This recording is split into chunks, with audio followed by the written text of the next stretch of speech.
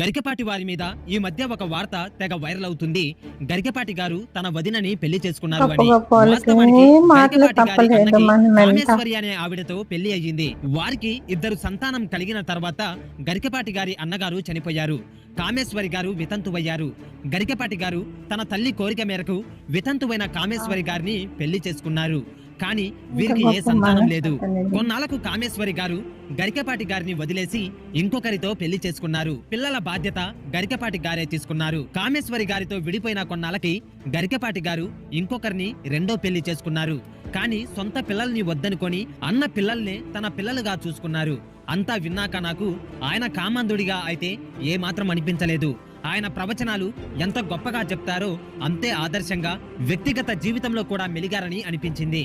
ఆయన పెళ్లి చేసుకుంది తన వదినని కాదు, ఒక వితంతువుని. తన దగ్గర ఉంది సొంత పిల్లలు కాదు, అన్న పిల్లలు అని ఇప్పుడు